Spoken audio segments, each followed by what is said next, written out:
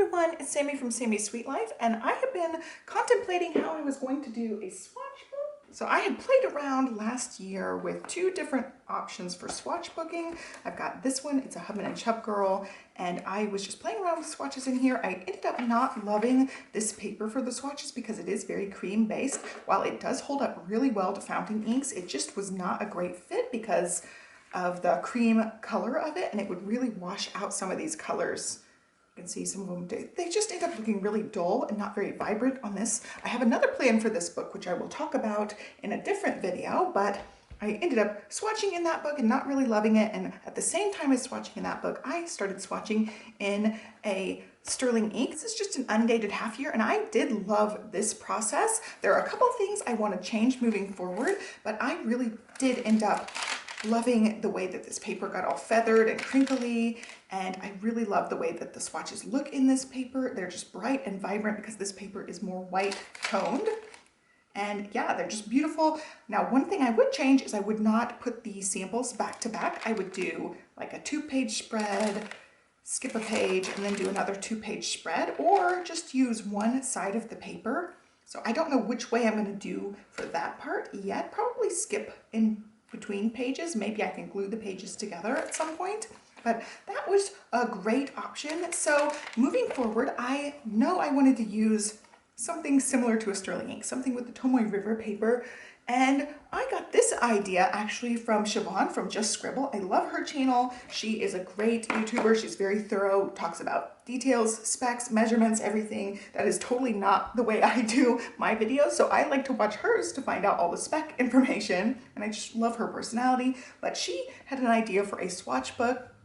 She is also using a Tomoe River paper planner, not this particular one. I wanted to use something that I had, and I had this full year sterling ink common planner. It gives me enough room for tons of swatches, and this is undated, which also is great because then I don't have to worry about putting dates on anything, and it doesn't have to necessarily just be for 2024. I anticipate this will be a project that takes me much longer than 1 year. If I stay into the fountain ink sampling process, this is going to be something that will last for quite a while. You know, there are 360 some odd pages in here, and then the weekly pages, and then all of the months at the front. There's 14 different months. So with this one, I had been using this, or trying to use this for a brain dump, and then maybe like more notes pages in the back for journaling and things. Well, I ended up using it literally 2 brain dump sessions. I went ahead and dated the whole month.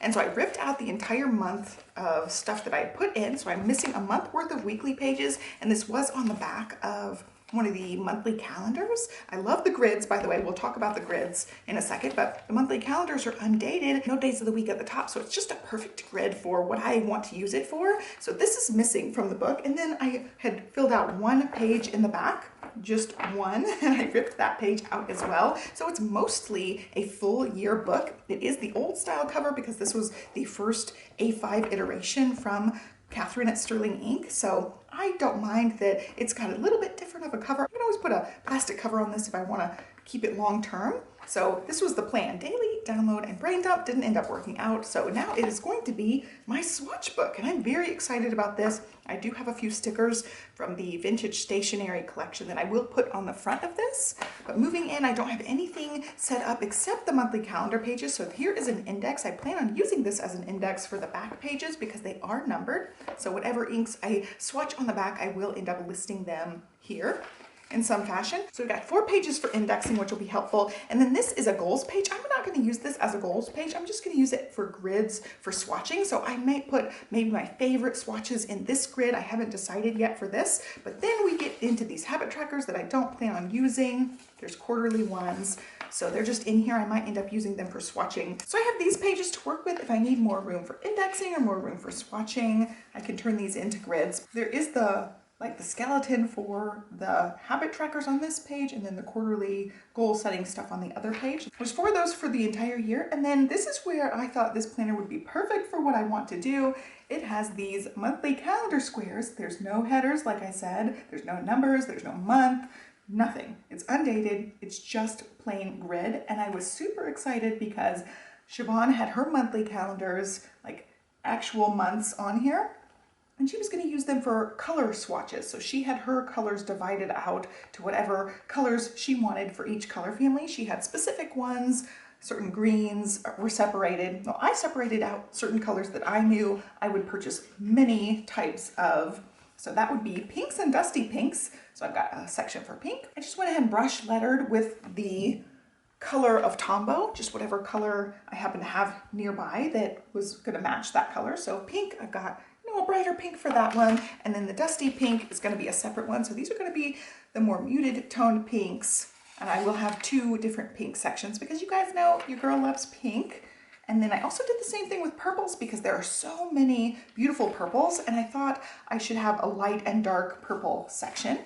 I had 14, actually like 13 and a half calendars because I did rip out half of one. And so I ended up writing out what categories I thought I would have. And then I was able to divide further for certain ones to make sure I used all of them. And I thought purple would be a good one to split up since I do really like purple. I've got 2 sections for purple. And then I've got aqua, and you'll see this is the part that's kind of silly. I've got one for aqua, which is going to be lighter colors, one for teal, and then also one for just true blues. So that's a lot of different bluish shades, but I love teal and aqua, and I thought I would probably easily fill those up. And then just one for blues. This will be light blues and dark blues. Just one for green. It'll be light and dark again. And then I have a section for yellow, and it's in rainbow order except starting with pink. And then we've got orange and red and brown, and I'll put all of the like beigey, taupey type of colors in between here and gray. I feel like anything that's more brown, warm toned will end up in the brown section, and then more true grays or like purpley, bluish type of grays, cool tone grays will end up in the gray section. And then with the half I had here, I've got black, and black is just not a color I plan on purchasing a whole lot of just because I really like certain black inks like Energel Clenas and the other versions of Energel, the Sharpie S Gel. I also really like one I pulled out recently when I thought I was out of Energel Cleaner refills, this Sarasa Dry. I've been really enjoying this one. I like other Sarasas, so this one's a good one. But I feel like if I'm going to be writing with black, most likely I'm just going to use the black inks that I already have, so I don't anticipate purchasing very many black fountain inks. I may purchase a few, but that's why I put this on the half page. This is where I ripped everything out. You can see the page rippage there. It was just like a full little section. These are divided out interestingly. I just ripped out a bunch because of how this book is done. It just leaves this little bit of paper in between, and you can see the lines from the string because it is a sewn book. But I thought that would be plenty of room for black, and then I have separated out certain sections like the blue, teals, and then the purples and the pinks because that's like the main section for me. I may end up needing more room for browns. That would be the only other section I would think I would need more space for because I really do like the brown tones, but I feel like that's probably enough. 1, 2, 3, 4, 5. So I've got 35 squares here, and then I can also extend this down. For months that have 6 weeks, they would extend the boxes down here when it's a dated planner, but these ones don't have that extended week.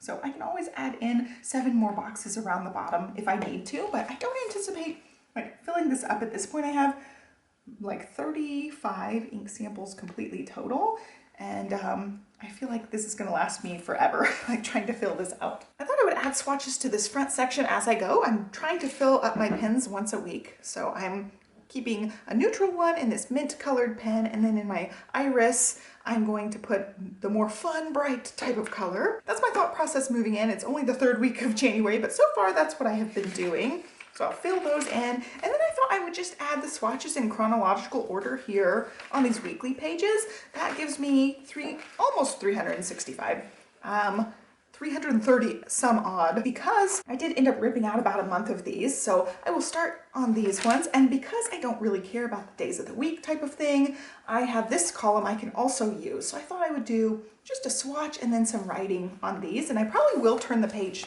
like so and have a swatch and then a sample of writing going this way because there's not a whole lot of room in these columns. I only write like 1 to 2 words in these skinny columns, so I thought I would just turn the page that way.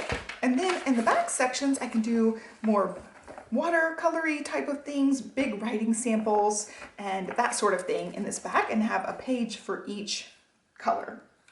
So that's my thought process moving into this. I may end up switching this at some point, maybe just a half a page or a quarter of a page, just a bigger type of sample on here. So that is what I thought moving forward. I'd like to see the colors down these pages and then have all the color families together on these monthly pages, and then bigger samples and more free-form stuff on these back pages. So that's my thought process. I'm really excited about this. I am going to pull out my vinyl decals and find the ones that are more pen related to put on here. I have that stationery set. I think it was a November collection that I can use on here. And I also have some sticker seals that I can use. So I've got quite a bit of vinyl goodness to decorate various planners with. And I haven't really decorated much. I really like the one that says I love pens. These are all various ones that I've purchased or I've received in kits or freebies. I've got quite a few of these. I won't use that one because it's a ghost related one, but from the Coffee Monsters Co. kits, they have very similar ones like this that are super cute. I don't think they really go with our theme here. Super cute. Okay, none of these are really like pen related, except this one is pen related. These are all book related ones, so I'm surprised. I have a photo a day one I plan on maybe using for that one. Okay, so let's see. I kind of like the I love pens. National Pen Day. I'm gonna put that one on the inside. Maybe I'll order again for National Pen Day again. That's also a cute one to put on the inside there. And then I want this one on the outside, the fountain pens on the outside. Also, I can do other pen swatches in here too. I love pens. And then these ones aren't really pen related ones. Okay, I think that's gonna be good.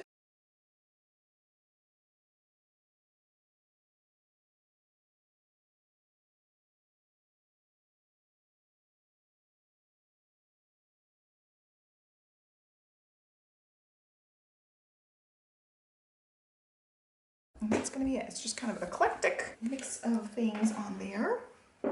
Flipped on the inside, and then I've got ink samples, and I do have two pinkish colors, but I have this double raspberry color that's kind of purple too, so I don't know if I should put it in pink or purple. And I've got one blue and one brown, so that doesn't give me much choices that are obvious. So I'm just gonna, I guess, do one and let it dry, and then do another and let it dry. These ones I have to be a little bit smaller with my swatches because I wanted to stay inside the box. I also want to be able to write the name. So hopefully that's plenty. Very nice. All right, I'm going to just do swatches like that with small dots. But for now, I'm only going to do one at a time because I have various different colors. That way I can let that dry before I add another one. So that's my process here. I do have this one in this pen. This is by Diamine. I feel like that will work out really well for this book. So I am very excited to get started on this little swatch book. I've got one single swatch in here, but yeah, I really like the idea of having everything together in a rainbow order. And I was super excited when Siobhan used her monthly grids in this fashion. I got that idea from her, and definitely check out her channel. She's awesome. And that's all I got for you guys today. Like, subscribe, follow me along, and I will catch you guys next time. Thanks for watching, guys.